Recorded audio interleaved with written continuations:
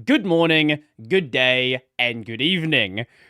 Plans had to change very rapidly before we got started because right now there is a Cloudflare outage. So we had to suddenly change what we're talking on, but now we are here. So today, I have someone from the Easy Effects project on to talk about why the change from GTK to Qt, and I guess just a lot of the history of the project. So, how about you explain who you are and what the project is?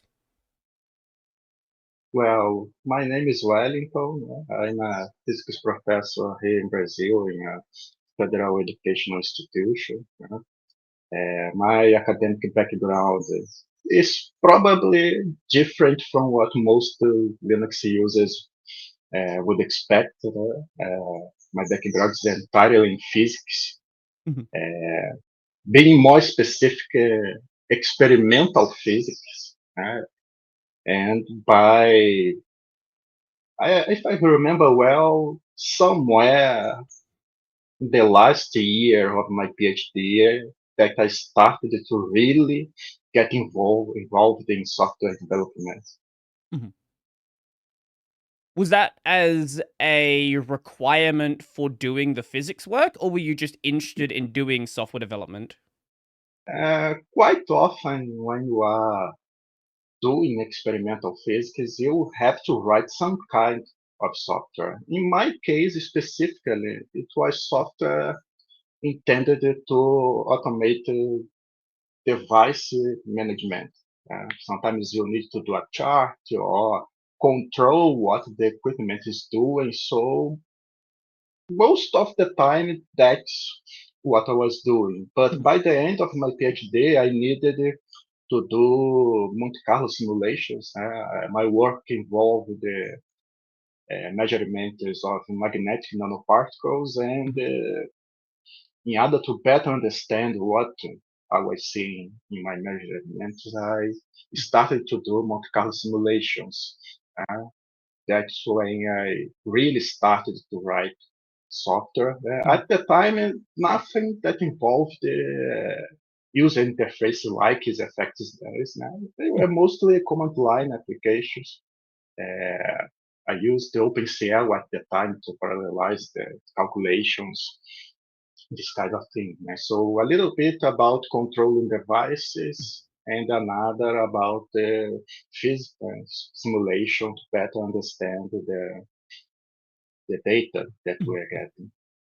So, how do you go from that to doing easy effects? Or I guess at the time when it started, it was pulse effects. Yes, this the start was also a little non-traditional, Mhm. let me say this way. One day I was using Pulseodio's built-in equalizer, and suddenly one of the audio channels just went missing Okay. without reason. It's not something cool to tell to non-Linux users, but that is, is what happened. Suddenly, I do not remember if it was the right channel, the left channel. Suddenly, there was no audio. Then I started to consider the possibilities. Well, should I report the bug? But at the time, Post Audios used that horrible mailing list way of dealing with things. Mhm. And at this point, I was not used to interact with open source projects. So it was not encouraging. I Mhm. look at that, well, so reporting didn't seem very appealing.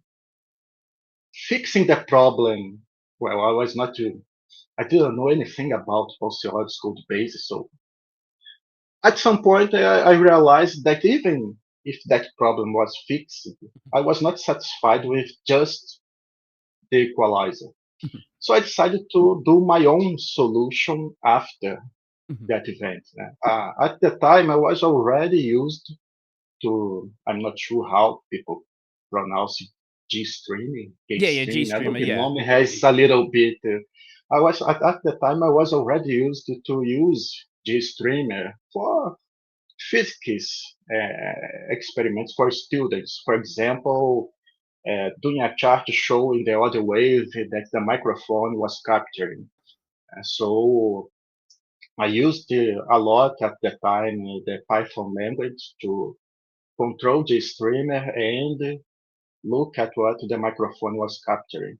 Mm, mhm, So it felt natural to write a small script that was put in place a GStreamer pipeline that took the sound that was being sent to a Pulse Audio sync, mhm. did some processing, and then played it at the sound card. So that's how it started. It was a problem, Mhm, and in the end, I decided to do a small solution mhm. that did not have a graphical user interface. It was just a Python script running in the terminal. It start. When was this? Like, how many years ago was it? Question. I'm not sure for how long I have been doing this project anymore, but it Have you has been changed quite the a. repo? Like, has it always been on that GitHub page it's on now? Oh, it was always on GitHub. Okay, I should better go check the commit then. Let's find out. Uh, I stopped counting a few years ago. I'm not sure how long now. January 2017, it looks like. March 2017? Yeah, that's what it's saying here. Somewhere around that point. 2017. It's possible. So it's been quite a Uh, while uh, now. 8 years, it has been quite a while. It's not the first time this project goes through a major change. Like I've just said, it started as a Python script.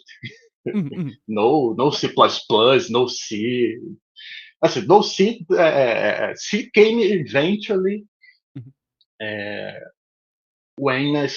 because I started as a Python.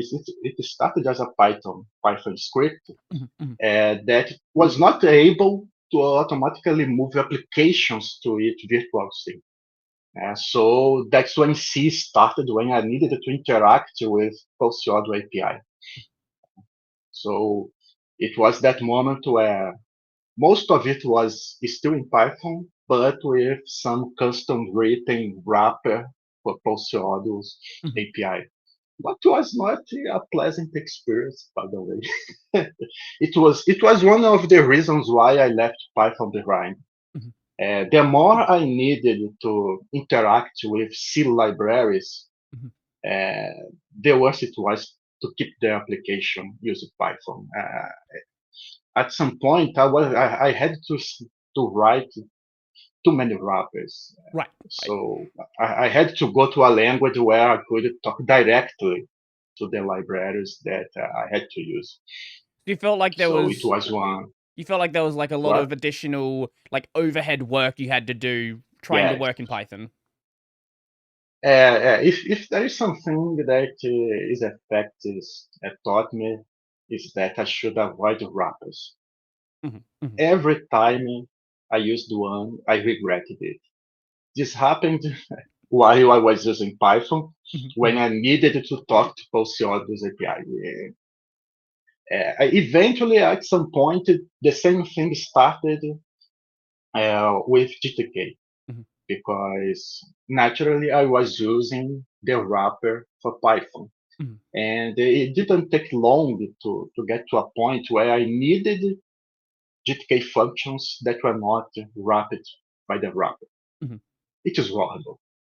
So it was quite clear that relying on wrappers, it is easier when you start, but when the application becomes more complex, Mhm. at some point you will need something that the wrapper does not have. Right. And I So guess oh, sorry, go on.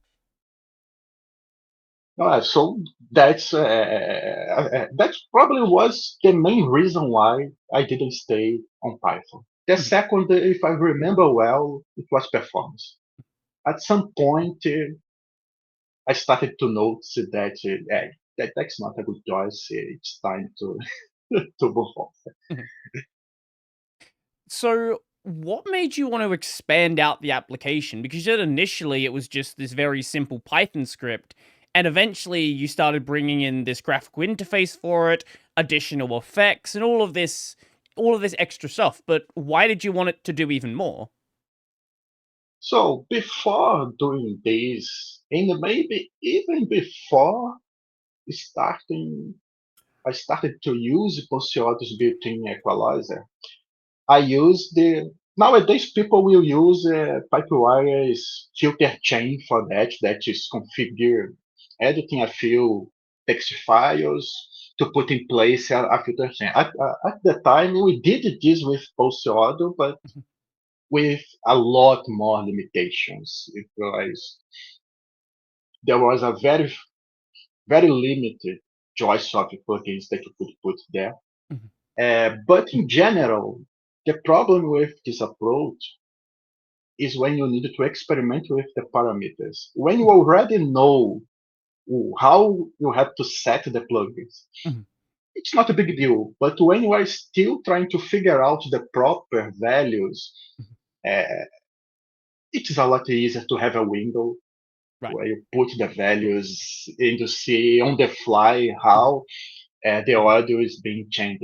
So the main reason why I put a graphical interface in the Python script was to be able to change on the fly what the filters were doing. mm, So that was the reason for it to get a graphical user interface. mhm, The other features, they actually came when other people started to get interested in what mhm, the application did. So mhm, mhm, I would say that more than half of what this effect does were put there because of users' requests. mhm, For mhm, example, at the time I created this application, I had no need for a microphone pipeline. mm, Video conferences were not a thing I had to do, like, for example, we are doing now. mhm, So I just cared about effects for the output of application, not input. One day, one user suggested that it was cool. mhm, It was within my reach to do it. So I did. The same thing happened to almost everything else. mhm. Most of the plugins that are there, quite a lot of the functionality, it was because people requested, I could do it, it was fun to do, so it was done. So, if I understand correctly, the graphical interface started as a way to more easily test the filters, and then people Yeah, realized that was useful, and then started adding in extra functionality they also felt was useful, and eventually it kind of became this like big application for doing lots of audio effects to your input and output devices, I guess. yes, I didn't start with big ambitions. Mhm, It was just solving an immediate problem that I had. Eventually, I thought, well, maybe this will be useful for other people. mhm, And when other people started to use it, they started to suggest new functionality. And whenever it was easy to do, I implemented it. Eventually, other people started to collaborate, mhm, especially Flatpak people mhm, mhm. started to collaborate because package management is just not my thing. I do my own package, my own custom Arch Linux package, Mhm. but maintaining for other people, no. Right, right, that makes sense. Yeah, So I'm assuming that so because you have the AUR, the package build, I'm assuming you use Arch Linux yourself then? by the time I started this project, I was already using Arch Linux.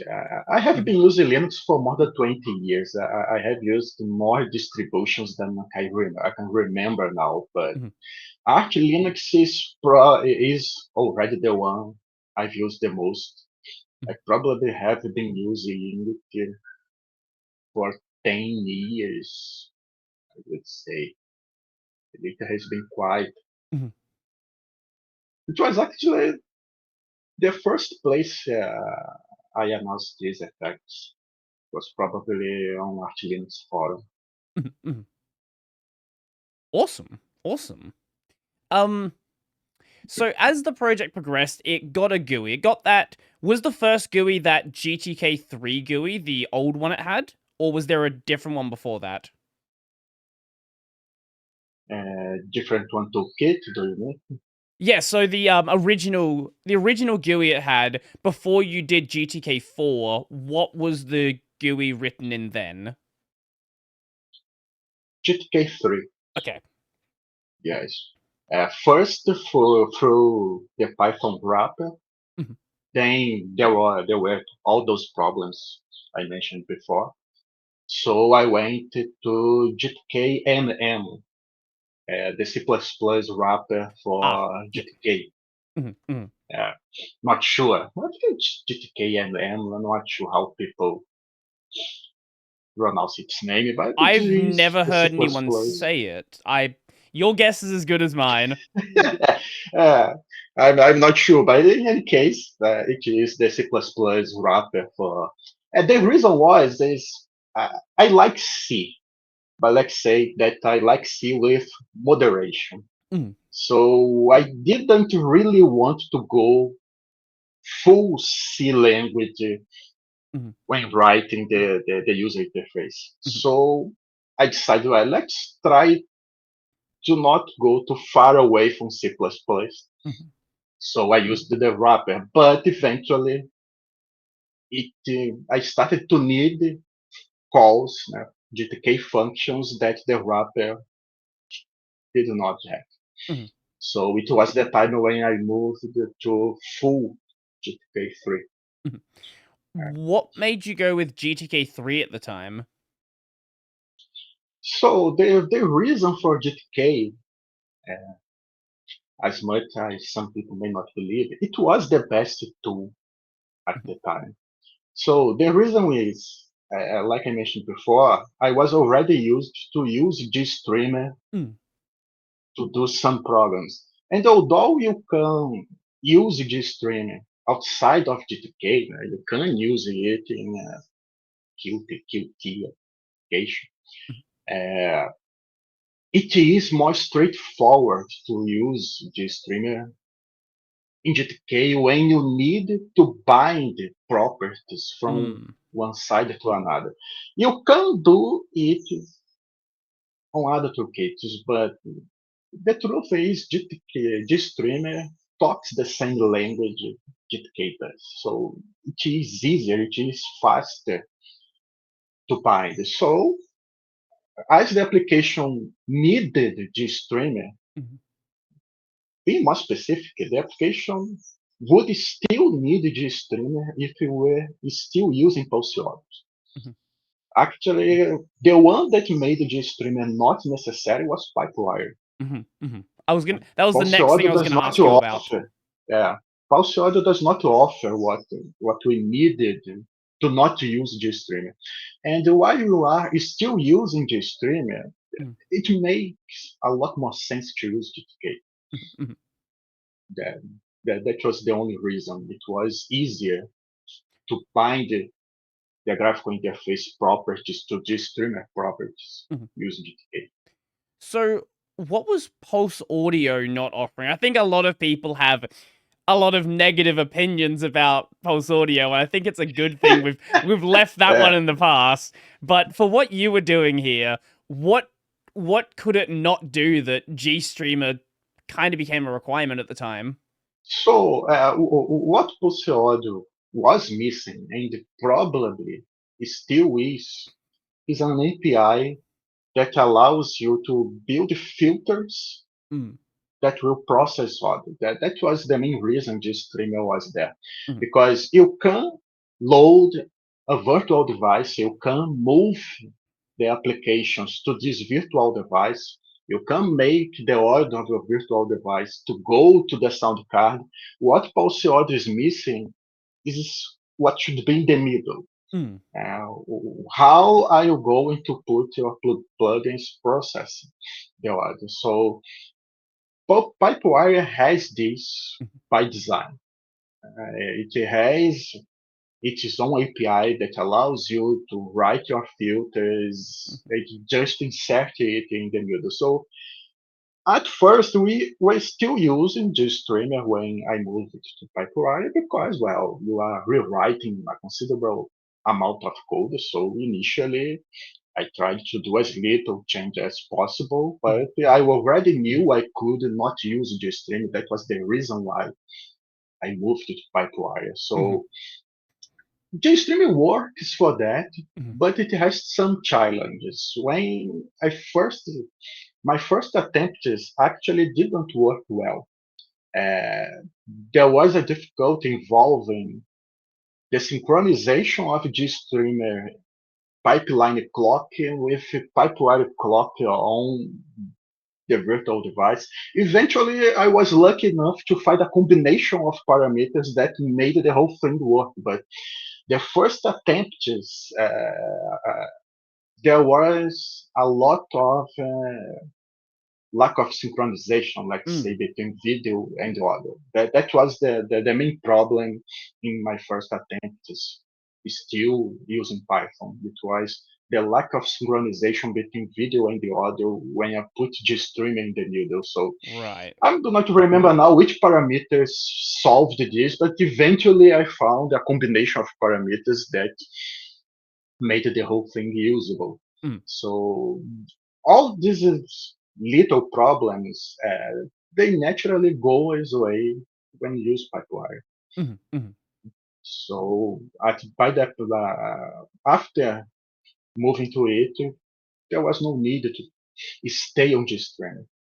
And from a usability point of view, there were some side effects that were hard to deal with when you are using GStream for that. Because, for example, when people open the desktop audio management mm, or Pavu control, PAVE control, I'm not sure how people tell that. This streamer pipeline will be seen as the stream of any other audio player. So mm. sometimes something broke the audio group because it is not clear that it had a, let's say, higher purpose.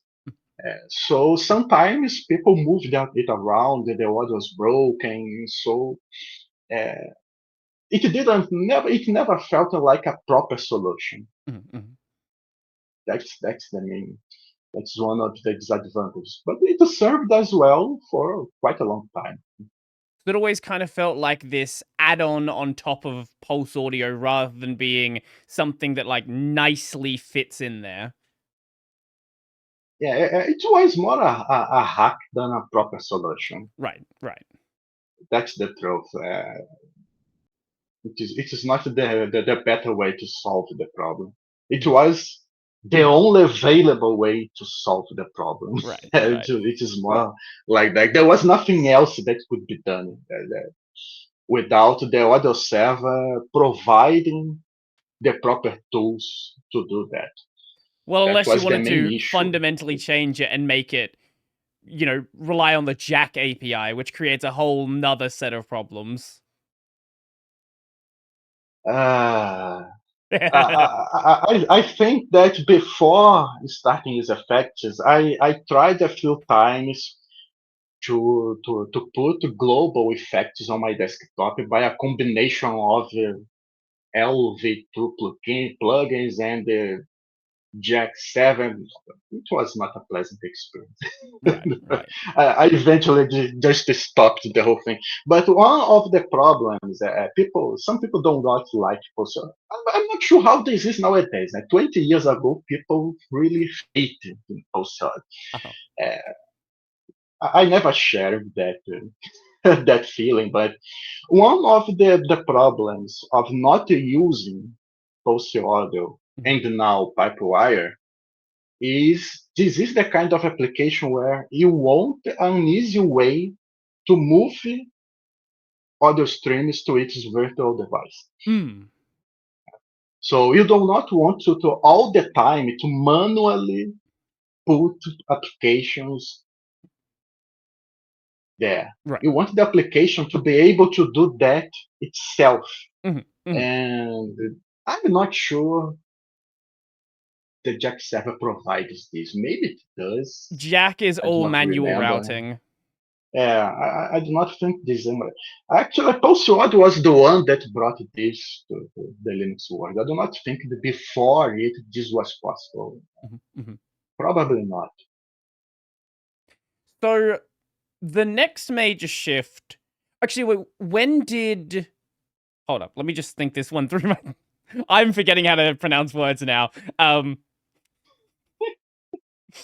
So did the shift to Pipewire and GTK4 happen at the same time, or was one of them much earlier than the other? Pipewire probably came first, Okay. Okay. if I remember well. I think that the previous major change was using GTK4. Mhm, mhm. So I guess I can probably guess why the move was done from GTK3 to GTK4. It was the logical next step. But if you have some more comments on why that change was made, and also the addition of, were you using libadwaiter as well?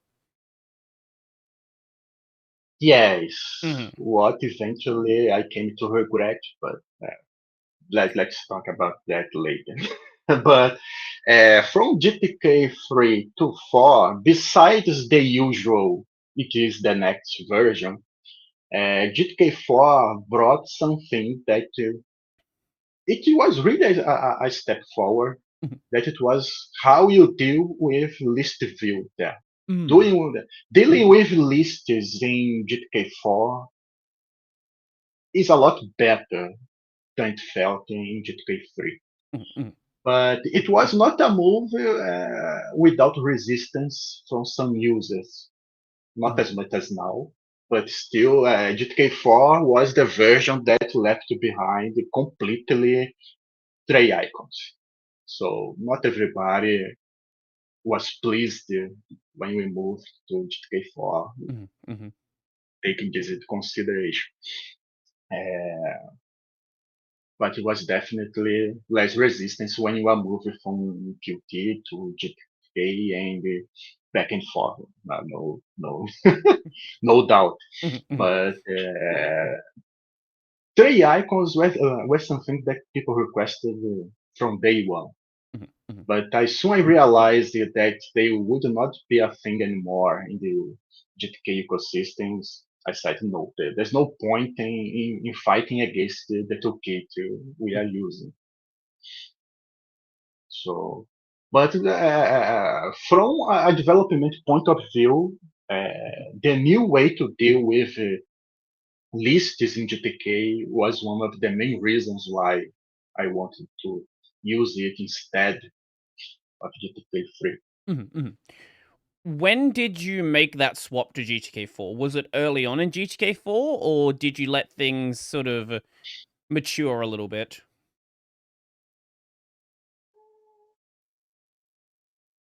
As soon as it was available in Arch Linux repositories.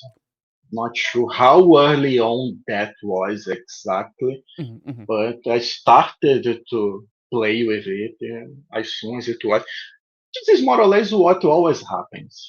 When I see something new, I usually, I will wait for it to be available in Arch Linux's repositories because this is already going to be too soon for many people already. Right, So right.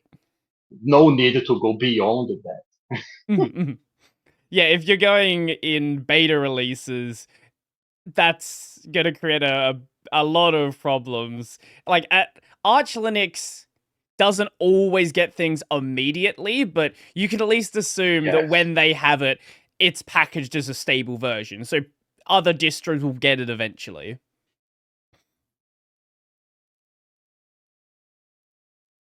So when you first made the shift to GTK4, was libadwaiter even a thing back when GTK4 first came out? Or was that something later? I don't actually remember.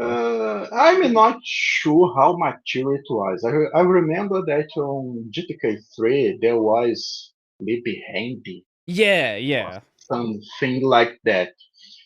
Uh, that some people suggested we used.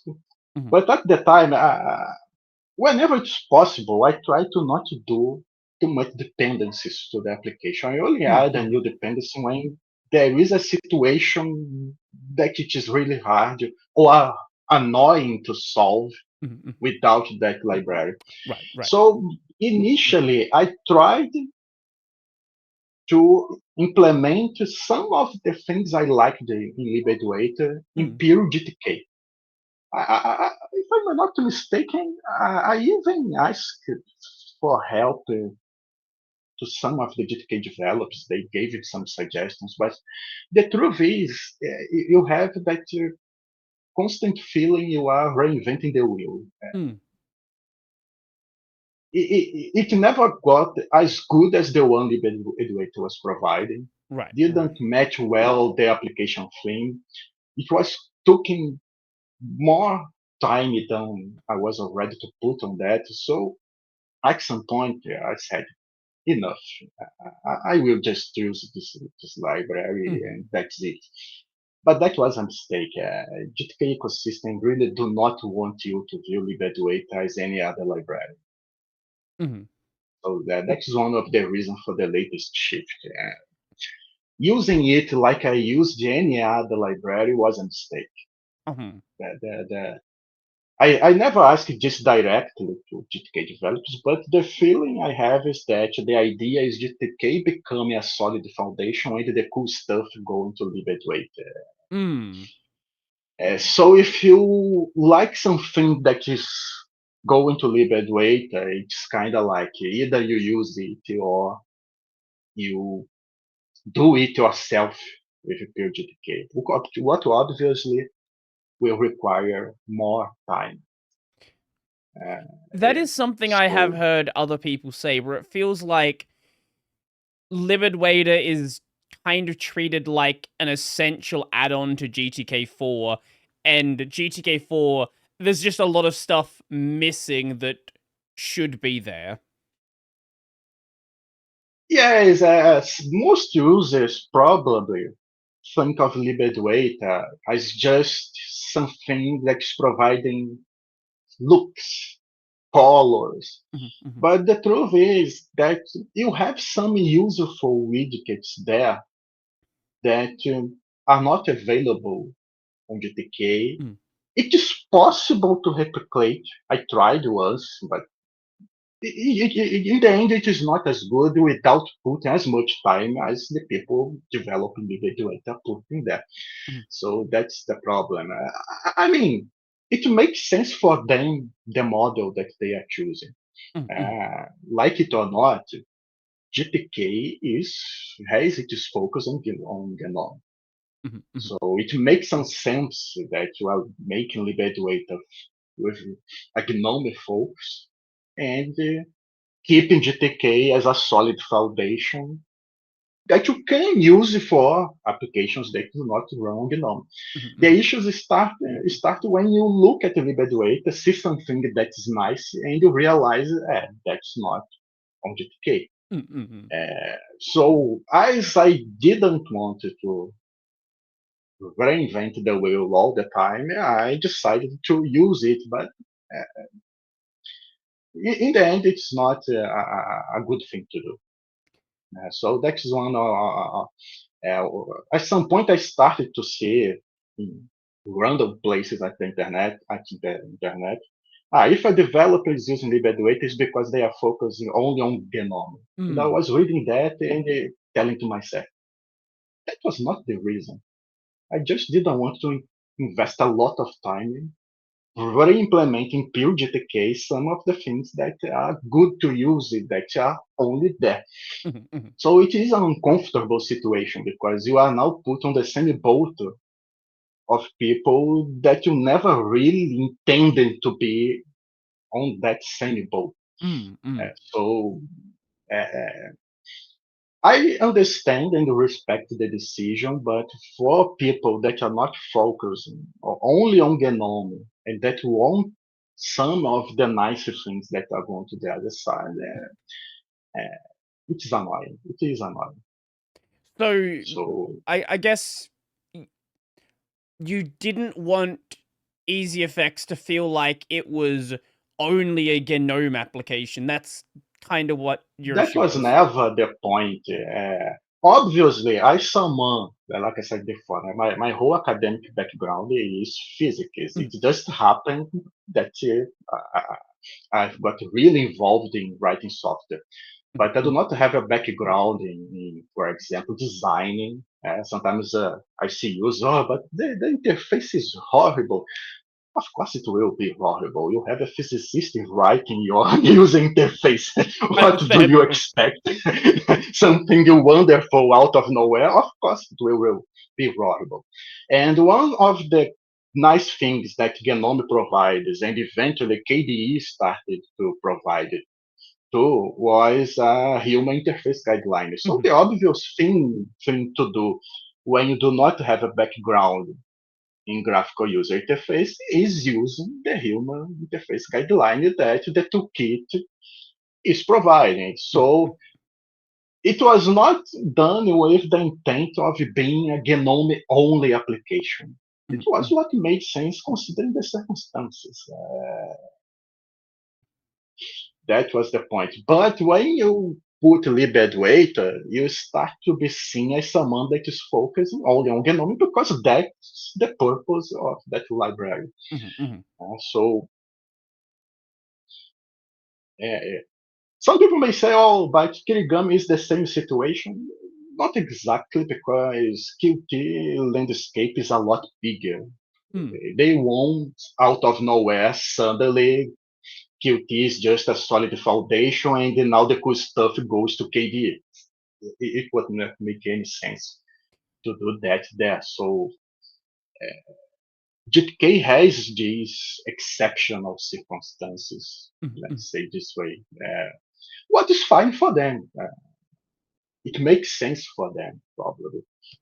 But I think that as an application that has to look at more desktop's environment, either you stay with pure GTK, what it will mean doing more work or not using what you think is nice, Mhm. or you move it to somewhere else. Not much that can be done.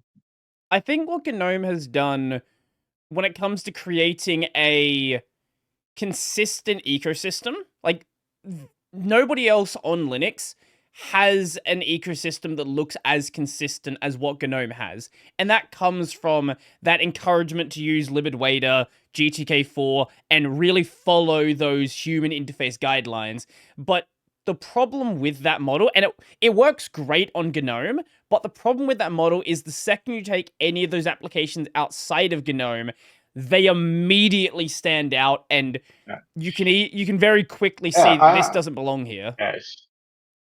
I used GNOME for many years. Mm, I started the Linux world doing KDE, used KDE for many years. Then at some point, I do not remember if it was Plasma 5, KDE was really having a hard time in managing multiple video outputs. And mm, it was a time of my life where I was still going to to uh, events frequently, and I needed a desktop that was dealing well with this. So, okay, GNOME it is, mm, and I used it for many years. It has definitely good sides. Now I'm back to KDE, mm. but GNOME has really good things there. But back to what you were talking about, I still remember when I saw for the first time EasyFacts in a user desktop Mm. after we moved to GTK4 and before KDE improved its integration for GTK4 application. It was absolutely horrible. Absolutely horrible.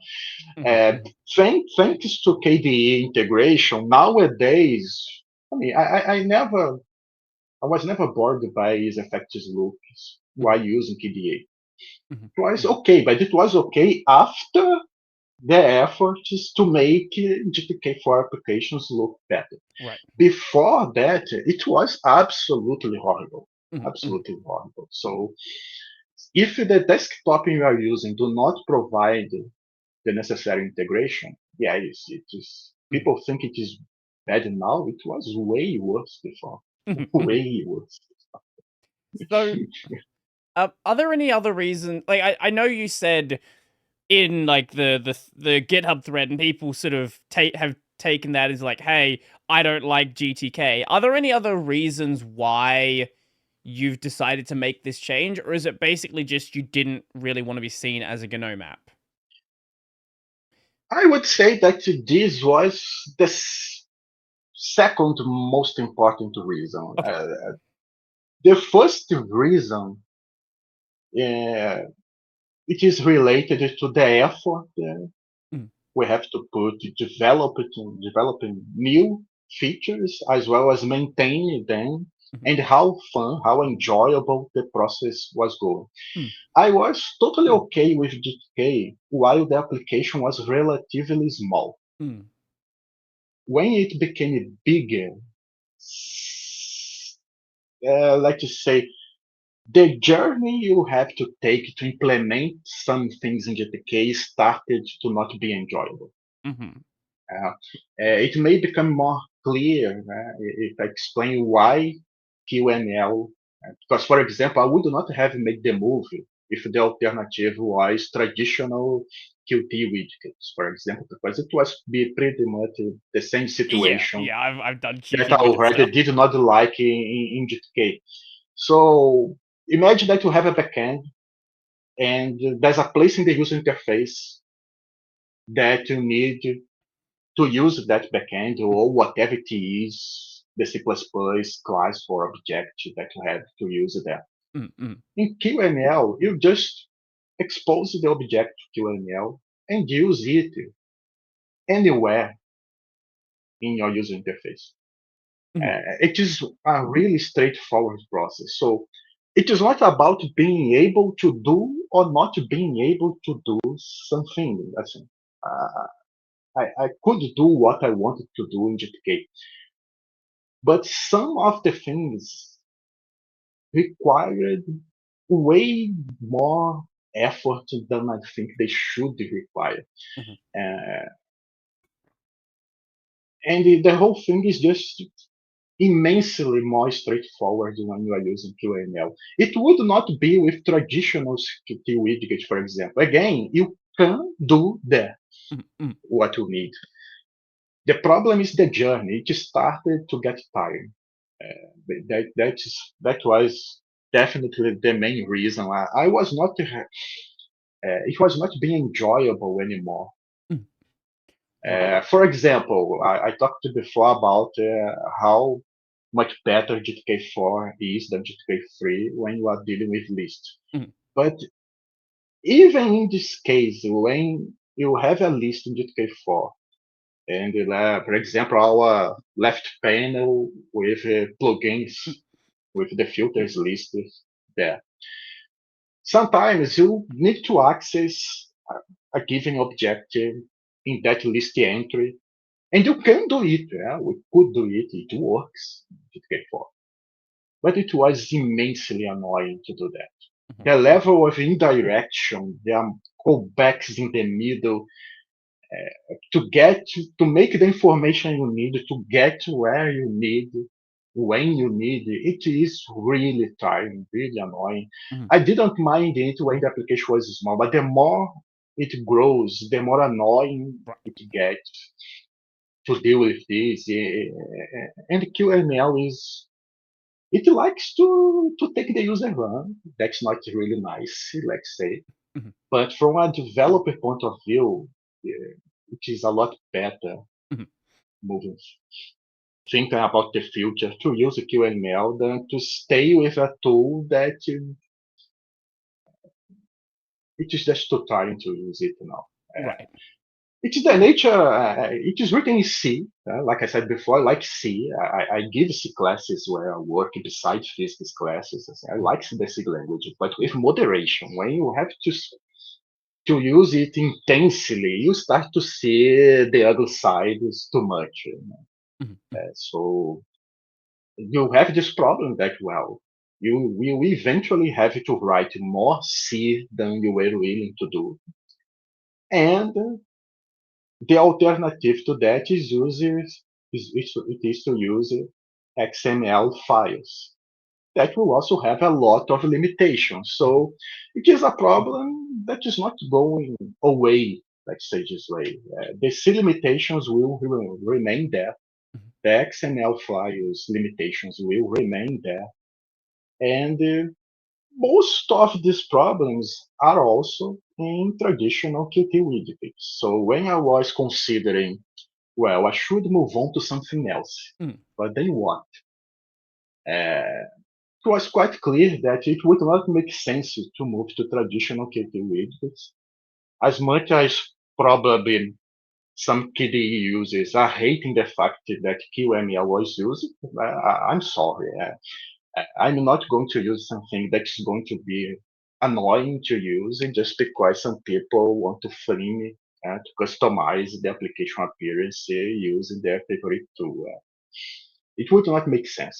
So either I stay or it is QML because unfortunately there is not much life outside of GTK and the Qt. mhm, mhm. I mean, some people consider Electron, but no, no. Uh, uh, If you wanted to I'm have okay hate with threads, that's a good JavaScript. way to get them. I'm okay with JavaScript in some situations, like the one that QML does. A Mhm, full JavaScript application, no. So either you stay or you go somewhere else. No. mhm, And I would say that the third reason uh, was Triaco, mhm, was the system Triaco.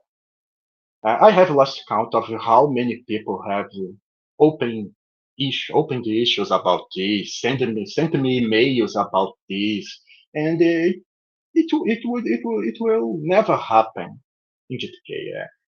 mhm, For the direction that they took, system tray has no place anymore.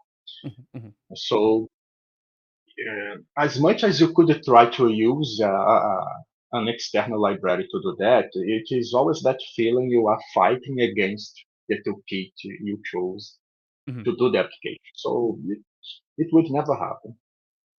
And not exact a reason, but something that was becoming a little complicated to solve.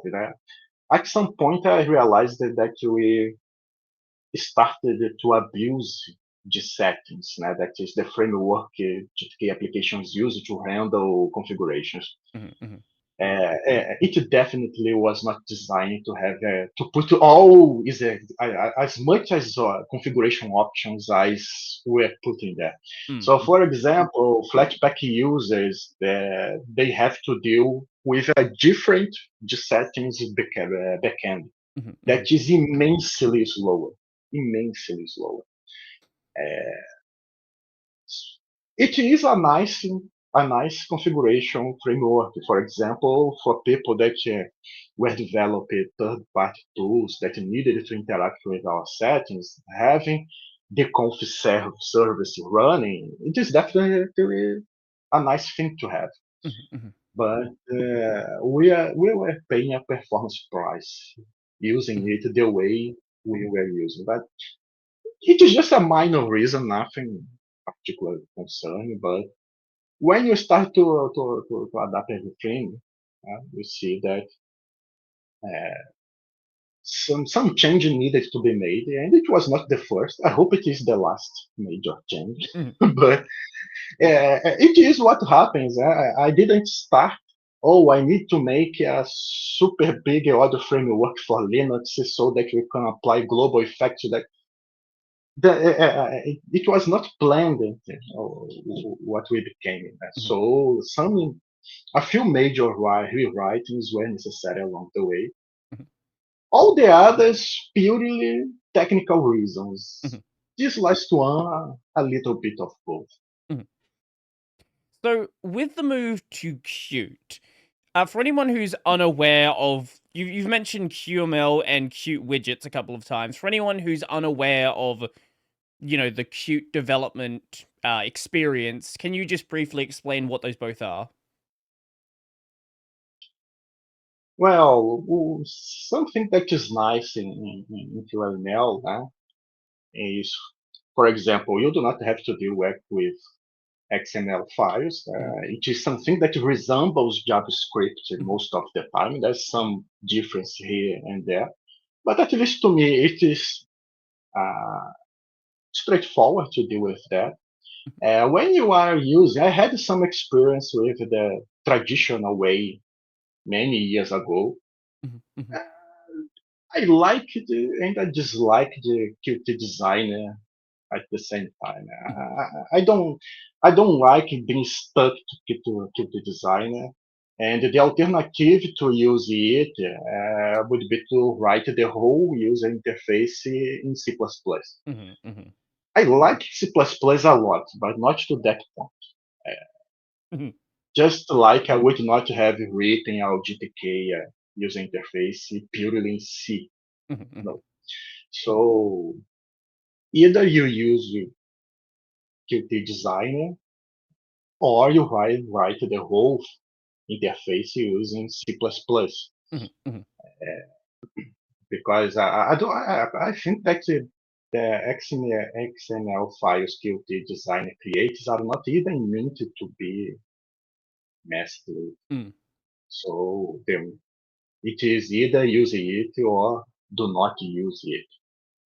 So nowadays I prefer to do QML deals with things, just a text file, something that looks like JavaScript, you write there how the interface has to be. It's like a UI Probably design it is language. probably some it's probably something that is closer to what people that create websites do Right, right. Yeah, it's like a compared to how the traditional way works. mm. Yeah, it's a UI design language rather than merging all of that into the same thing. So, alongside using that, you also decided to use Kirigami from KDE. I think a lot of people probably aren't aware that Kirigami is even a thing. So, what is that and why are you using it?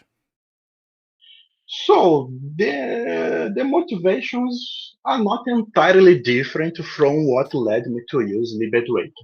Mhm, Uh, it is a lot easier to create your own solution when you are using QML compared to how it was on GTK. mhm, mhm, The experience I had trying to create custom widgets in GTK were not that enjoyable. mhm, mhm, QML is a lot more straightforward, so it is possible to stay only on it if you are willing to spend the time that this will require. mhm, So mhm, at the time, I considered this possibility, so that we could have less dependencies. mhm, mhm, mhm, But there's just a lot of things that Kirigami already provides for free. mhm, mhm, I mean, I will give you one example of something that it was immensely hard to implement in GTK, mhm, and that Kirigami just gives it to you. At some point, one user suggested that our filters list, instead of just pressing up and down buttons to change the filters order like it was this way for quite a long time. mhm, mhm, Someone suggested we could just drag and drop the filters to change the order the mhm, effects are being applied. I thought, well, that's cool. But how the hell do I do that? Fortunately, one of GTK developers wrote at the time a blog post where he was explaining exactly how to do that in GTK for list view, so if I'm not mistaken. But even with that blog post, I had a super hard time trying to make that drag and drop work. And in the end, it didn't even look that nice. It works, but with some visual glitches that I was saturated. I don't know. It will stay this way. I don't care. It was really hard to do that thing. And when I was moving to KT, I thought, oh no, that again. I do not want to go through all that again to do that drag and drop. And although it is less painful to do that in QML, it is when I look at how people implemented drag and drop in QML lists, I thought, well, this still feels a little painful. Let me see first what Kirigami is doing here. Well, with 5 or 6 lines of code, everything is ready because they have already went through the pain of implementing the whole thing in a module. So I thought, honestly, let's just use the thing.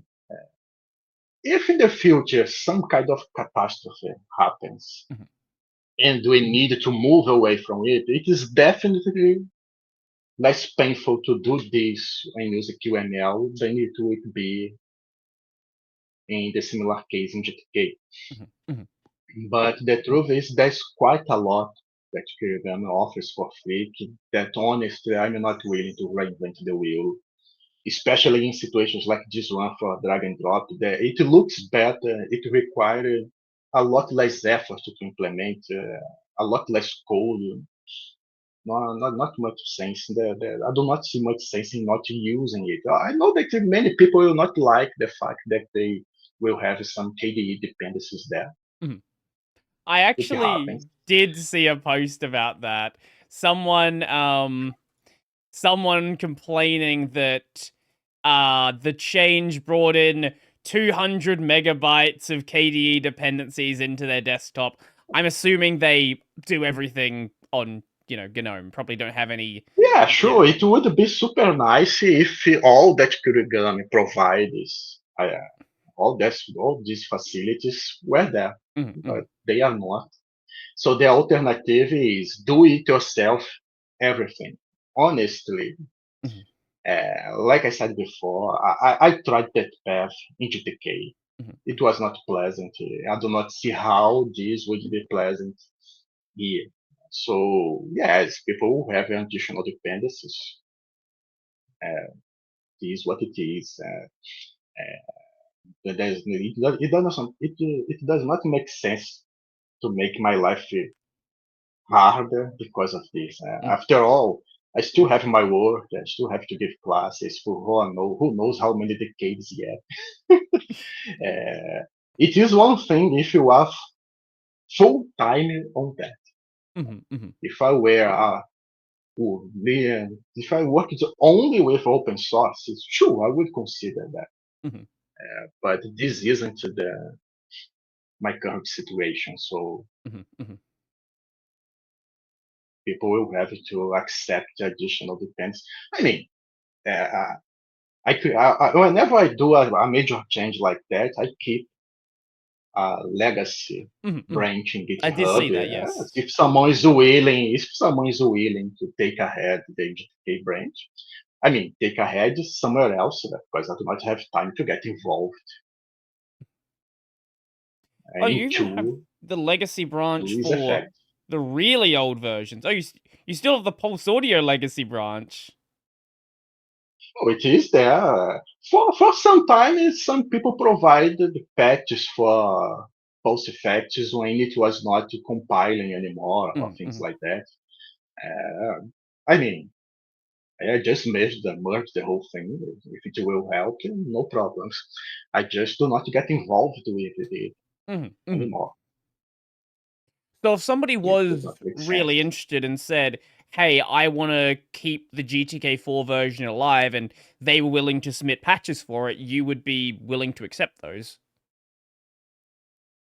As long as the only thing I have to do is merge the pull request, Mhm, mhm. not a big problem. But testing the patches, no. Right, right.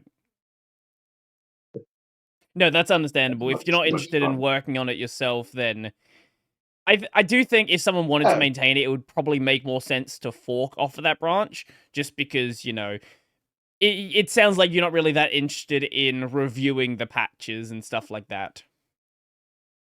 a lack of time, mostly, Mhm, mhm. and like I've said somewhere before, it is not being that enjoyable developing with GTK anymore. So it would not make sense to put the energy in this. Mhm, It would probably be better if people just create their new repository for this. mhm, mhm.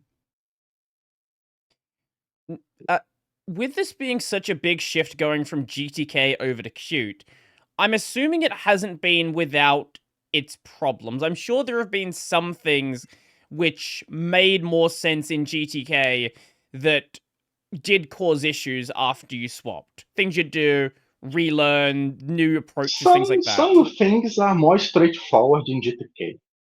For example, mostly for lack of time to put the necessary energy, Mhm, mhm, splitting the graphical user interface from the background that applies the effect.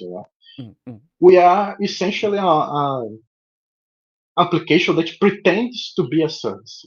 This effect is not really a service. It is just a graphical interface application that hides its interface and pretends to be a service running in the background because splitting the two things would make it will require a communication between both sides that obviously is going to require a lot of effort.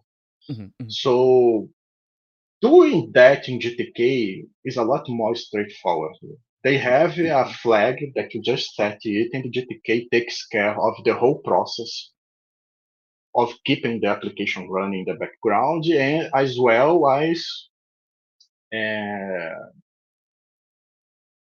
making sure you have only one instance of the application running, because this is important. It does not mhm, make sense to have multiple instances of these effects running, because one instance will try to undo what was done by the other instance that is running. And for some reason, Qt does not provide this out of the box. mhm, So I had to create my own solution to ensure that there is only one instance running, mhm, mhm. my own solution to keep the process running once the window is closed. And so there are some small things here and there that are indeed more straightforward when you use GTK. For example, the configuration framework that is the settings. Uh, for external projects to interact with us now, they will have to do this through a local server that I had to implement. So this is something that the settings naturally does on its own. Mhm, mhm, Uh, Obviously, there's a performance price for that, but the truth is, this is something you get for free when you are using GTK. It mhm, is there, you use, and when you are using Qt, you have to find your own way. So there's definitely some things here and there that are more straightforward when you are using GTK. mhm, mhm. It is a quite capable toolkit. It is more the whole liberated situation plus my personal preferences that when the application became too big, I didn't like anymore some of the workflows that we need. But by no means it is a bad toolkit. It Mhm. is quite capable.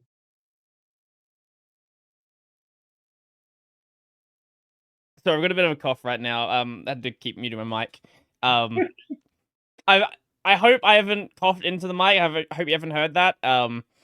It like anyway. Ignoring that. Moving on. Moving on from me being sick for way too long. Anyway, so you've mentioned a couple of times already how you're a physics professor. You kind of expect the you should expect the kind of UI a physics professor is going to make. It like you said it yourself, like and I know people have said, "Oh, the UI was bad before, the UI is bad or worse now." I did see that when you actually made the change, there were some KDE people that sort of jumped into the thread at the end to say, hey, if you want to get involved with UI discussion, stuff like that. Have you gotten involved with that? Do you have some plans to, further improve the UI for what EasyFX is doing right now? Yeah, I believe that for quite some time we will have to focus on polishing the user interface. Right now, we are still in that moment where there is a flood of bug reports, because, well, you'll never have enough people testing, so inevitably this will happen. There is one KDE developer that has provided some patch. I'm not sure for how long he will be able to keep doing that. But some changes have already been made. He is looking at other things, and once things calm down a little, I will try to put some effort there in the interface. Talk more to them. I talked a little to them in the Matrix channel, but there are more things that we'll have to look, because just to move from one toolkit to another required a lot of effort. If along the way I would try to pay attention to what is KDE Human Interface Guidelines saying, it would take forever. So first, let's make this work right in another toolkit. Now we can try to take a look at this kind of thing. Again, I'm still a physicist, so as long as my will is concerned, well, it works. So now is the time for people that has actually an experience with this, that works with this kind of thing, to provide us at least some feedback about what has to be changed or not. Even then, it will still be a challenge, because you definitely will not please everybody. Yeah, no matter For example, it's a complex application. It's gonna always be difficult to make perfect. yes. For example, talking again about our filters list in the side panel. We have there one button that enables or disables the effect, and another button that can delete, remove this effect from the list. So thinking about these two buttons, we have two big groups of users. One that always want to see those buttons, and another group that do not want to see those buttons. You can't do both things at the same time. Either you show the buttons or you hide the buttons. So what we decided a few days ago was, let's just put a configuration option. If you do not want to see the buttons, you hide Now the button. you're getting the If you KDE want to idea. see the button, but you can't do that always. Right, There will be some cases where it will stay that way. So that's the problem. I know that some people consider this effect is interface cluttered, but the moment you try to hide something, there's a group of people that come complaining that now they have to click more to do what they were able to do before. So there will have to be a compromise between clicking more or less. And I hope that people that actually work with the graphical user interface will give some feedback, because, well, otherwise it will stay as it is. Yeah, That is it. I have I'm recording this with OBS right now, and OBS kind of has that same problem where it just does a lot of things, and you can't really hide that information without just making the application less useful. Blender has the same problem. Inkscape has the same problem. To some extent, GIMP has the same problem. These are all really complex applications, and it's really difficult to provide everything a user wants to do and have that be clear without just putting everything inside of menus upon menus, and that's just annoying to use. Yes, that's a problem. In this case, it was one menu. It was not nested menus. It was just one, and people. It was one extra click. That was enough to annoy some people. So people want a beautiful interface, but at the same time, people do not want to click one extra time to achieve the same feature. I don't know how to solve this. Honestly, I have no idea. I said it in my video. I think the direction the application's going looks good. I think there are definitely areas where it could immediately be improved, like some padding around things, and I did notice that the Padding is probably the one of the few cases where people seem to agree. It's about spaces and padding.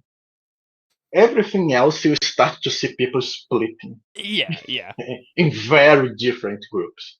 So this is probably what is going to be easier to fix.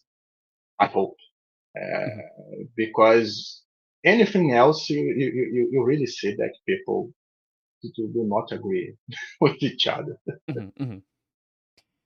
I think at the end of the day with this though, it doesn't. Yes, it's important that people can do what they need to do, but it's not crucial, as this isn't the kind of application that you're always interacting with. It's one of those things where you set what you want to set, and then you just leave it running in the background.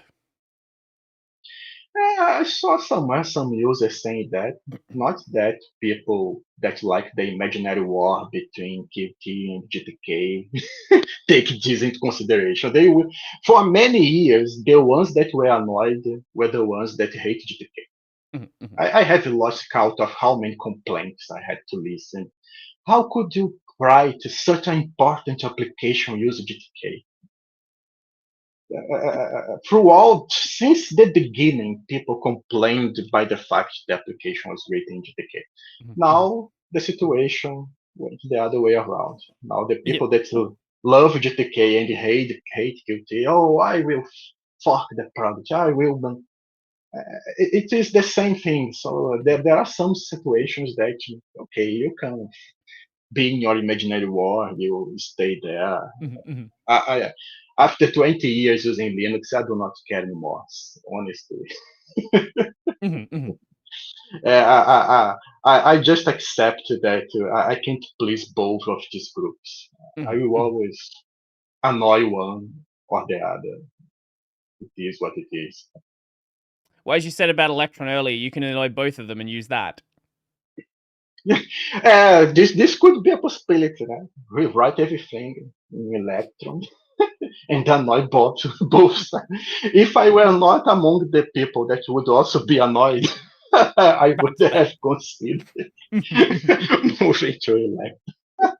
I mean, I love VS Code. I use VS Code, but I think that people are exaggerating quite a lot when they write some applications using JavaScript all the way. I don't know.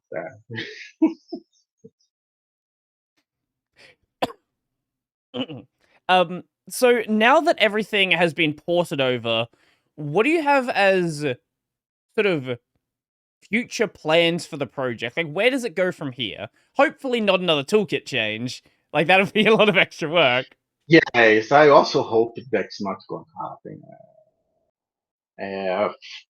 For the next months, definitely polishing the user interface.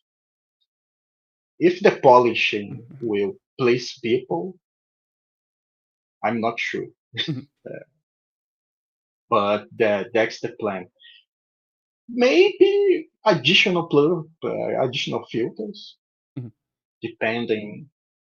Uh, as we do not have many people working with effects, mhm, mhm, usually we try to add as few filters as possible.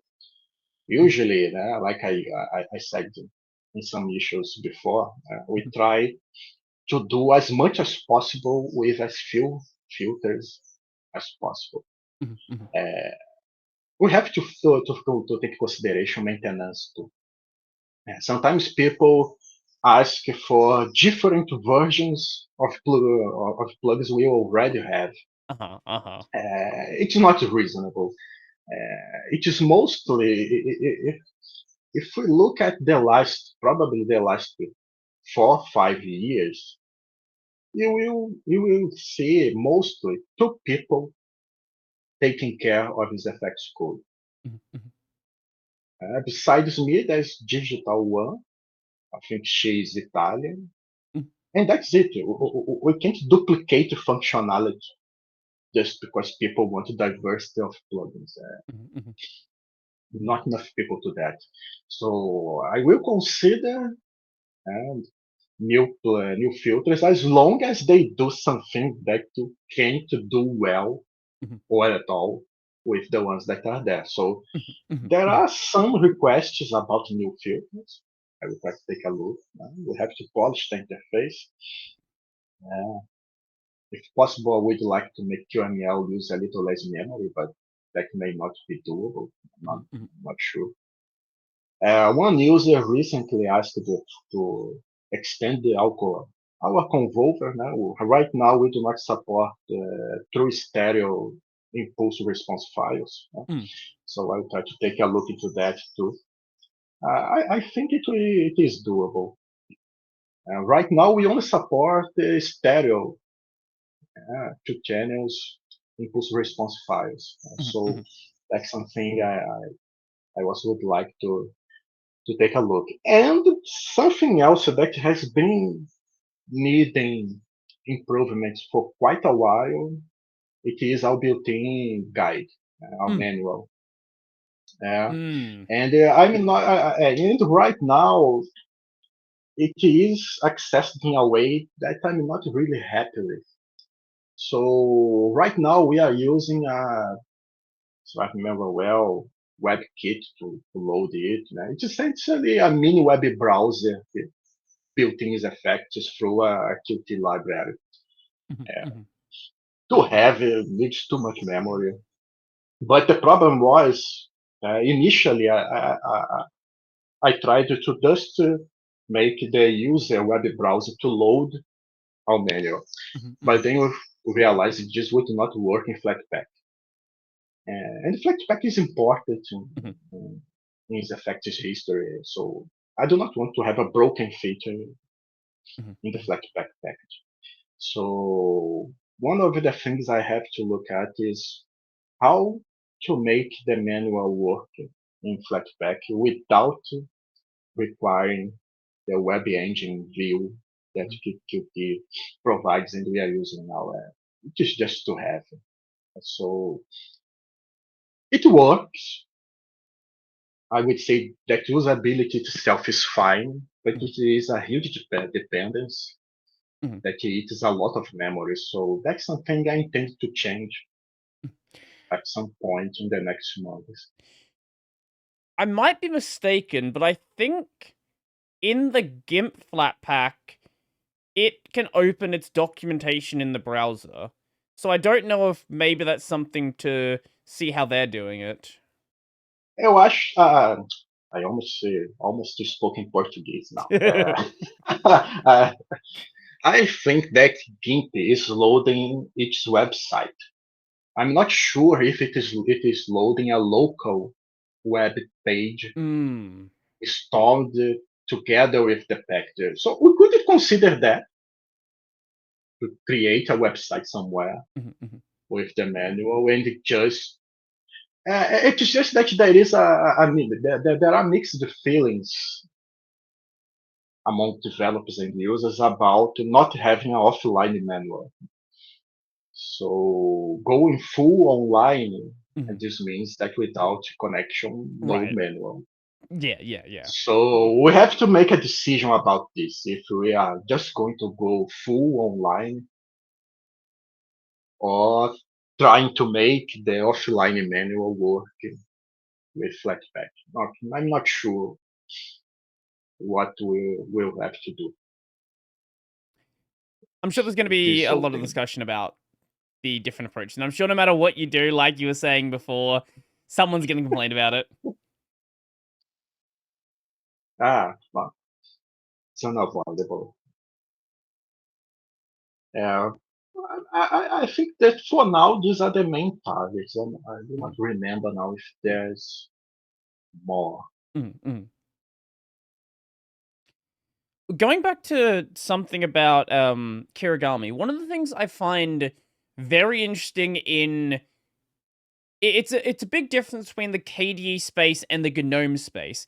In the GNOME space, there's this like big push for everything to be libadwaita, but I've spoken to KDE devs that hate Kirigami and want nothing to do with it and would rather build applications through some other means. And this has created a problem in the KDE space where there's like 4 or 5 different ways to make an application.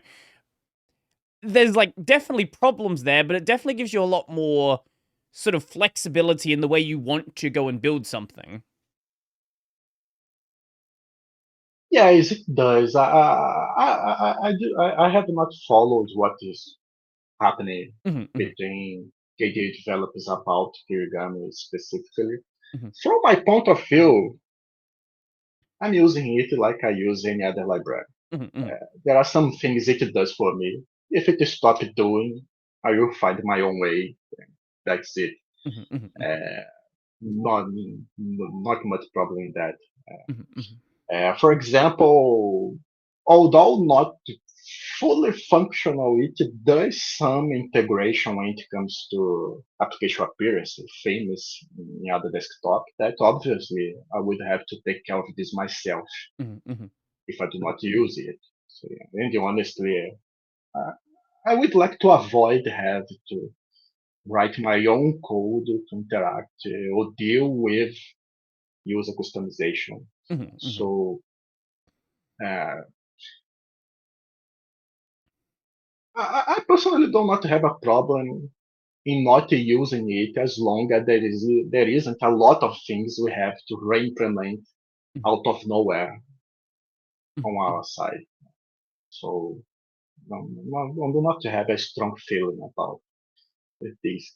The last time I look at this, it felt to me that the KDE developers that did not like it were more in favor of the traditional mhm, mhm, widgets. mhm. Well, that's fine if they prefer this way. I'm not sure about how it is the feeling among the ones that prefer QML. If Mhm, mhm, this also, every library has its shortcomings, so mhm, mhm. it's not like Telegram is perfect. As long as it provides what I need to do, do not see much problem. Over this whole conversation, I think the thing that I can say very confidently is you're not very attached to the tools you use. If it if something you're using just stops doing what you need, you're like, okay, time to find the new one then. Yes, uh, I do not share this passion, let's say, that some people have. Mhm, mhm, I take the tool that's going to make my life easier. Like I said before, I used to GNOME when KDE stopped working mhm, properly. mhm, mhm, Seriously, I'm not going to walk around with a broken system that can't use multiple monitors when I need to use multiple monitors. If it is not working, it's time to move on. mhm, mhm, So I do the same thing with the libraries. At the moment, Pipewire became better than Pulseado, I stopped using Pulseado. mhm, mhm, It is the same idea anywhere else. If Kirigami suddenly is becoming horrible, mhm. well, full QML it is, and that's it. I hope that's not the case, but Mhm. I would like to benefit from what is being improved on KDE side, but Mhm. if something unusual happens, that's the advantage Qt has over GTK. It has a much broader landscape, Mm. so it is not dependent on what happens in KDE. Mhm. Mhm. So if there is a disaster in KDE land, Qt will survive this disaster. Mhm. Mhm. Mhm. So So I do not expect the need to go away from it. Uh, let's hope to let's hope stay not. this Yeah. way. They seem like they're doing quite well right now, so hopefully nothing changes into the future. So, if people wanted to help out with easy effects, where are some areas right now that you feel like are kind of underserved? What do you think needs the most help in the project? Um, looking at what is in place right now, as graphical interface is definitely top priority. Mhm. Uh, the features that users request that require changes in backend Mm. are really tough to do. I'm not sure if they will ever be doable. For example, for many years, users have requested the ability to apply different filters to different applications. Mm. More or less what the Equalizer APO does on Windows. That requires complete change in this effect. It's not an additional. The whole application has to be rewritten for Mhm. that. Because right now we have one effect pipeline and we redirect all applications to Mhm. it. So if now the idea is having multiple different pipelines, naturally the user interface has to allow this to be configured somehow. Mhm. Mhm. So the whole mess that the interface is right now will become worse. Mhm. And on top of that, probably there will be people that do not need this level of control that will want the current way to be to Mhm. stay. So try to imagine designing a user interface that will do what is done now, but at the same time allowing one different pipeline for each audio application to be. Mhm. The issue is still open there. I do not want to close it. Maybe Mhm. a Mhm. solution will be found someday, but I do not see this happening Mhm. anytime soon. But in the past, I also thought that dragging filters around to change the order would not be doable. It eventually became doable. Mhm. Mhm. So there was something else people also asked to do that. It was inserting multiple instances of the same filter, for example, having Mm. Mhm. multiple compressors. It took a long time, but eventually it became possible to do that. That was actually one of the advantages of moving to Pipewire also. Mhm. Mhm. Doing that in GStream was incredibly hard. So once we moved to Pipewire, inserting multiple instances, moving filters around in the pipeline became a lot easier once we Mhm. moved to Pipewire. It's not impossible. I think one of these two we did in GStream, but it is a lot harder to do Mhm. this then. So there are some features we have now that seemed almost impossible. Mhm. Mhm. So that's why I did not close this issue yet about different facts for different applications. But this one, different from the others, it will require immense changes to the graphical user interface. I do not see how this could be done with the interface as it is now. Mhm. The other major feature that this maybe if someone is willing to put the effort, it would be more doable. It is related to being able to load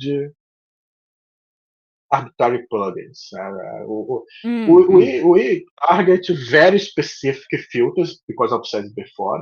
We try to do as much as possible with as few filters as possible. Some people would like the freedom to put there whatever plugin, Right, whatever loading filter in they like want. VST What would plugins. be really cool? It would be really nice to be able to do that. But it kind of it is one of the restrictions you have when you do not intend to become a full digital audio workstation like Ardor, Yeah, yeah, say yeah. Carla. That was never the point. It was never. I'm not a musician. I'm not an audio engineer.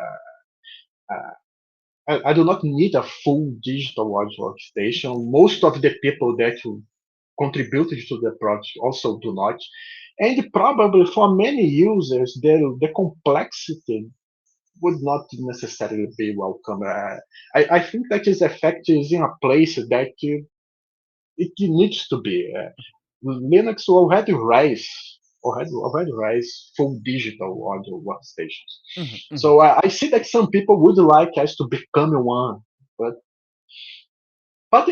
it would still be cool to have the ability to load multiple different filters. But for example, our presets framework is not going to play nice with this. It will be a big challenge because it is really handwritten specifically for that.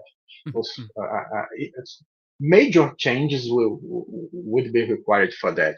Our presets are not designed considering the idea that you will suddenly load.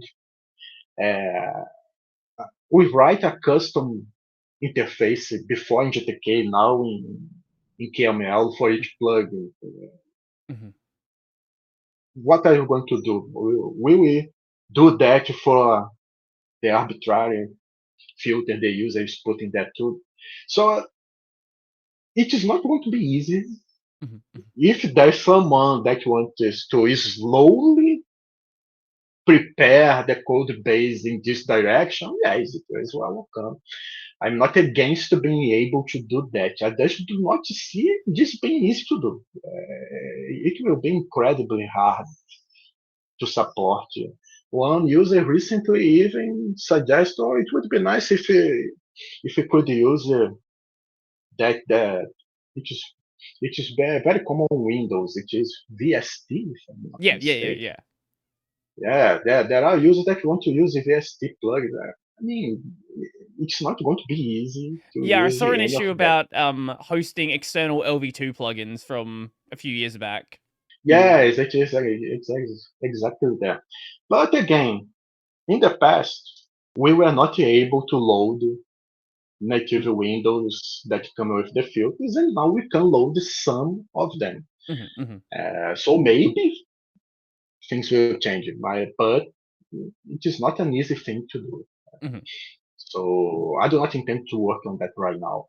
There are other things that I think have higher priority, but it is a place where someone could help mhm.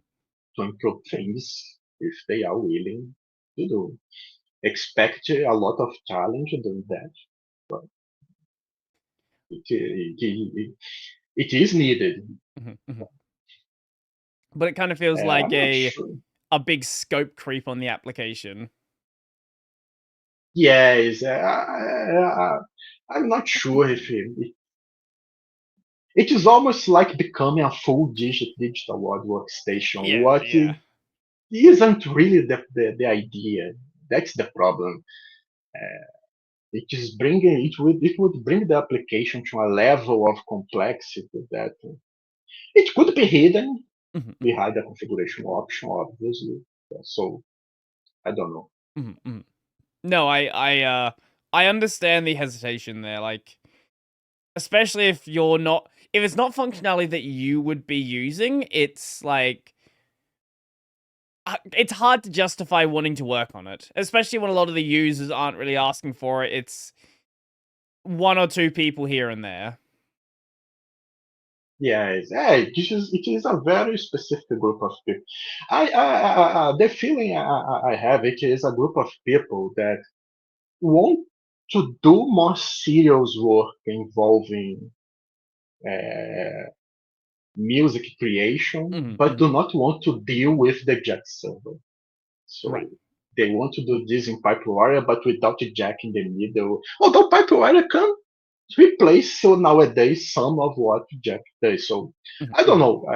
I'm not sure exactly why they want such a higher level functionality mhm, in mhm, an application that is essentially created to apply global effects and just that.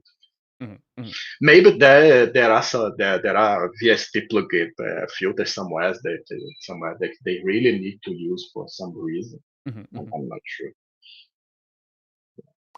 I don't know. I'm not a guy who's doing audio production stuff, so I could not tell you what they're Yeah. looking for. So, when it comes to the UI change, have you paid much attention to the complaining that people have been doing? The people that open issues, yes. Mm, mm. The random dudes at the web sometimes when I want to laugh a little. That's all. Honest. But when people open issues, I try to read it well, Mhm, mhm. consider what is being asked, if it is doable or not. Obviously, if someone come asking, could you go back to GTK? No, obviously, it's not going to happen. Yeah.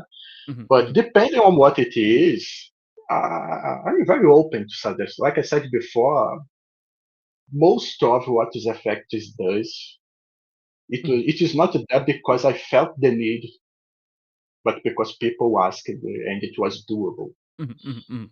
So obviously, if it is something that it is doable and it is not going to require that I give up my work to dedicate my life entirely to maintain that, yes, well, I can consider it's not a big deal. Mhm, mhm. The problem is that sometimes people are not reasonable. They really expect that someone working his free time will suddenly maintain something that is not being enjoyable, that is complicated to maintain. Mhm, mhm. I mean, there has to be a compromise. Mhm, mhm. As long as it is something reasonable, reasonably easy to do, Mhm, mhm. and to maintain, that is important. Mhm, There's no point in just throwing something there and yeah, now it is broken and what? So it has to be something that we can maintain. Like I said before, if we look back at the last years, it is essentially me, a Italian woman, a few collaborators more interested in making Flatpak working, and that's all. So we have to take into consideration our limitations when it comes to the number of people. mhm, mhm, One, mhm. one person, two person. We have to look at what is being asked and evaluate if it is something that we can maintain working Mhm, mhm, mhm. as time goes by. So as long as it is something like this, no problem. Mhm. But the web is always fun. People Mhm, think that there is some magic button that, especially when not many people are actually willing to help with testing. mhm, Moving from GTK to Qt took more than 1 year. mhm, mhm, Very few people actually helped with testing. And it was quite clear that there was a very big bias mm, among the ones that were testing. mhm, Mostly Arch Linux users running KDE or GNOME. mhm, mhm. And obviously, when people that are using other desktops, other distributions, got the application, new issues Mhm, started to appear. Uh, there's no way that you can solve that if people do not study. It was a situation where we were going slowly, hoping that people would test, and the users were waiting for its effects to get to their repository. mhm, At mhm. some point, when we polished as much as we could, I decided it's time to make a release. There won't be more people coming here to test. Mhm, mhm. Some situations are just impossible. One guy reported a few days ago an issue involving the ARM architecture. Mm, I do mm. not use the ARM. How the hell am I Oh, going yeah. to know that something is broken in ARM? No way. Another issue that is hitting lots of OpenSUSE users Mhm. is related to the OpenSUSE decision to put a release candidate to the next Pipewire version. Not Okay. sure why they decided to do something like this is 50. Even Arch Linux did not do that. Mhm, mhm. And unfortunately, for some reason, that release candidate is broken when WizFX is running Mm, for the vast majority of OpenSUSE users. There was one or two that said, for me it's okay, but for most of them, this effect is with this release candidate, no audio. I did not have time to investigate. So there are some situations like usually we have problems mm, mm. with users in distributions with super old packages. Mhm, This mhm. time, OpenSUSE innovated with super new packages Mhm, that mhm. are not even considered stable yet by Pipewire developers, and it is in the stable OpenSUSE repository. Mhm, mhm. And there was a flood of user reporting. I have no odd anymore. I have no odd anymore. And when you look at the version, yes, it is again the release candidate for the next Pipewire. I'm not sure why they Oh, did that. okay. Yeah, There that's a was there weird were a choice. few cases of Zorin. Not sure how that distribution is called. Yeah, Zoran, There yeah. were some Zorin users, but in this case, it was the usual problem of having very old Pipewire release. This one is Okay. not new. Mhm. It is also horrible that in 2025 we still have distribution using such an old Pipewire release. But Mm. this is the more usual situation. Having problems with people using release candidate is something new. Mhm, mhm. That I was not expecting. I was expecting the other because when we moved to Qt, we had to switch the FlatPatch runtime. Mhm, mhm. What came with the need to use a newer Pipewire release. So these issues Zorin users had, I was expecting because we tried to keep compatibility with that super old Pipewire release as much as we could. Mhm, mhm. Eventually, it was not possible. We had to switch to a different runtime. I think that there were also other problems not involved Pipewire that made keep compatibility with that release a nightmare. Mhm, mhm. So that is an issue I was expecting. Mhm, But mhm. people using release candidate in a stable repository, no. So these combinations are hard to deal with because most of the people involved in effect development uses either KDE or GNOME. Mhm, mhm, mhm. And most on Arch Linux, maybe one uses Fedora, not sure. So whenever this effect goes through a major changes and Mhm, this new version goes to someone using a completely different environment, mhm, mhm. Uh, all things considered, it's not as bad as I was imagining it would be. So far, most of the noise is the usual war between GTK and Qt. Mhm, mhm, mhm. I mean, considering how much has changed, it has been mostly a smooth experience. Mhm, I mhm. mean, I can control people's passion. So Well, you said you've been using Linux for 20 years, so I assume basically nothing has changed when it comes to the war between GTK and no, Qt. it is really tiring this whole situation. This imaginary war between GTK and the Qt and between client side decorations and the server side decoration that in a way involves the two toolkits Mhm, again. It has been since forever. After 2 decades using Linux, you lose patience with this. Mhm, mhm, Okay, just do your thing.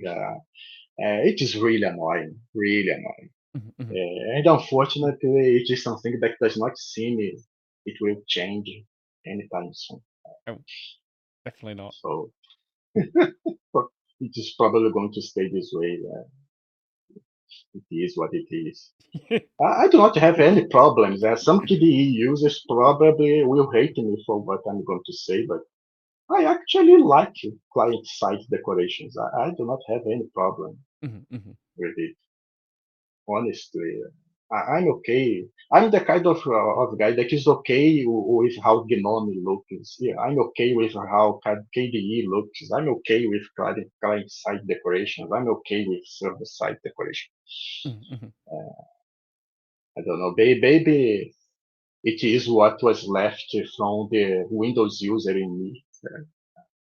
I mean, my last Windows was Windows 98. It has been a long time. It's been a bit. But maybe there is something, I don't know. This is the moment where I'm kind of like a Windows user. That's not just there, I use it.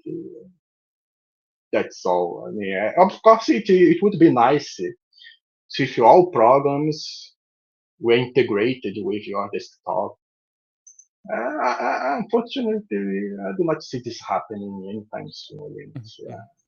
I don't know. Some people have the highest expectation about the Unity project that KDE developers are doing. I'm not Mhm. sure if that will be some kind of magic button That's that at will least make the the plan. situation. I don't know. I know they're putting a lot of work into doing the whole union thing. I don't know how well it's gonna work. It's still kind of a while away until we really see it manifest. Yeah, I also have not followed this, so I'm not sure how well this is going to be or not. It is a tough problem to solve.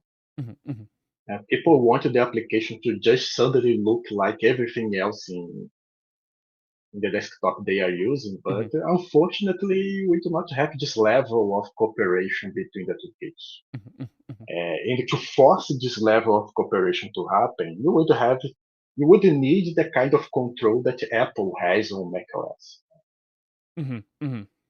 which is not there. So honestly, I just accept the whole situation. I use the KDE applications when I was on GNOME. I use GNOME applications when I am in KDE, Mhm, mhm, honestly. But I know that most people do not feel this way. mhm.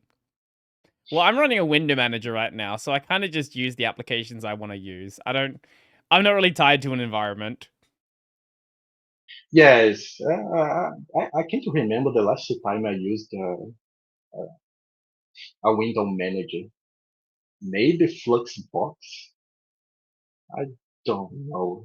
I used the Fluxbox at some point in my life when I was a Linux beginner. Mm, mm, mm, I liked it. I'm not sure why I stopped using it.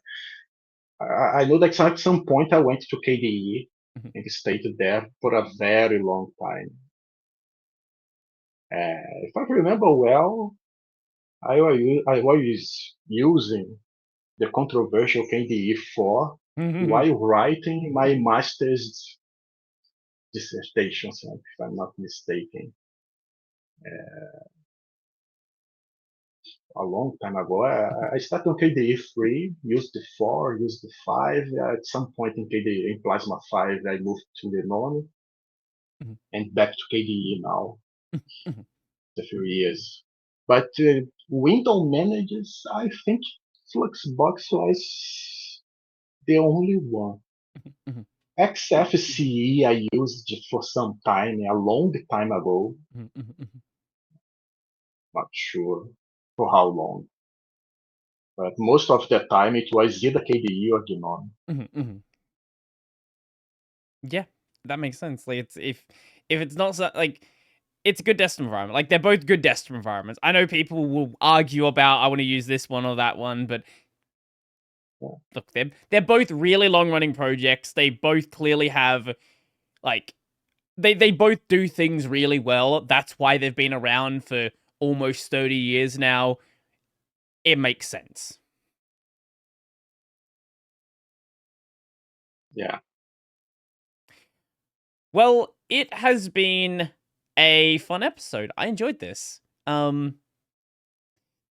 Yeah, it was fun to speaking English after more than 15 years. I guess it was not as bad as I was imagining it to be. Yeah, I don't think anyone would have guessed it'd been 15 years with how that went. I think like it went really smoothly.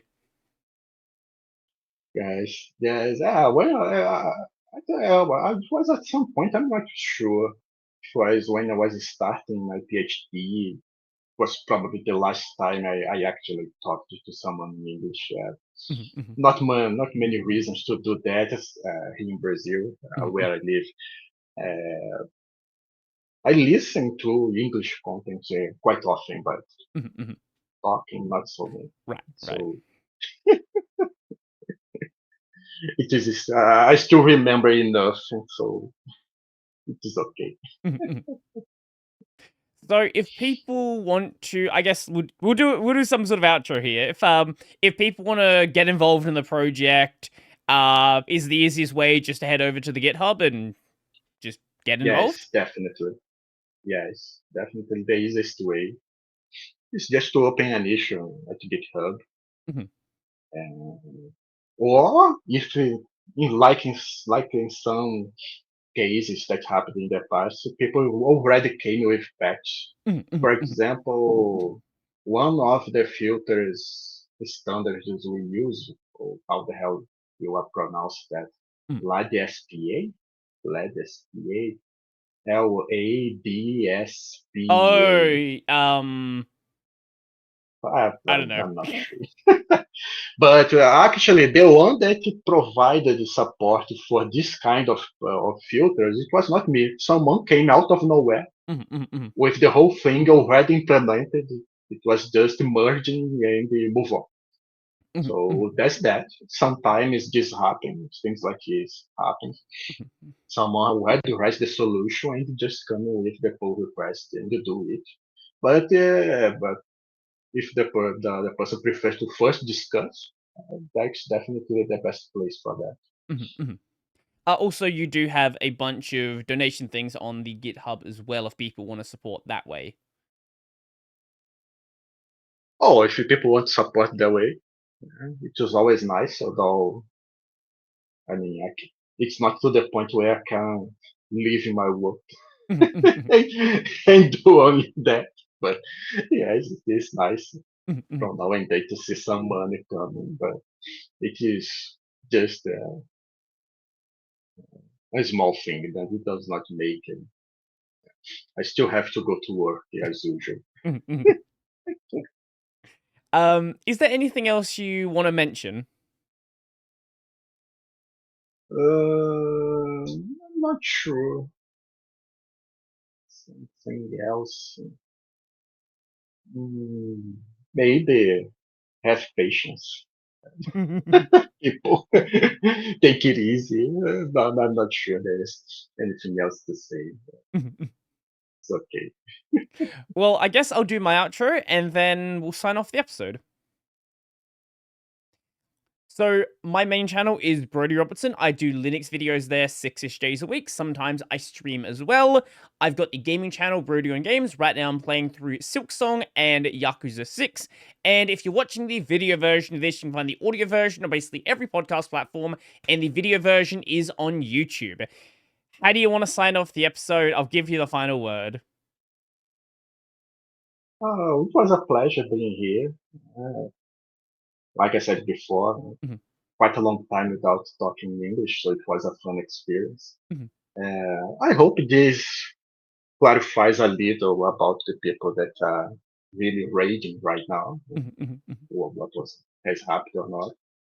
And like I said before, people willing to contribute in some way are welcome on our GitHub page and provide some feedback or things like that. mhm. Awesome. I guess I'll just end the recording then.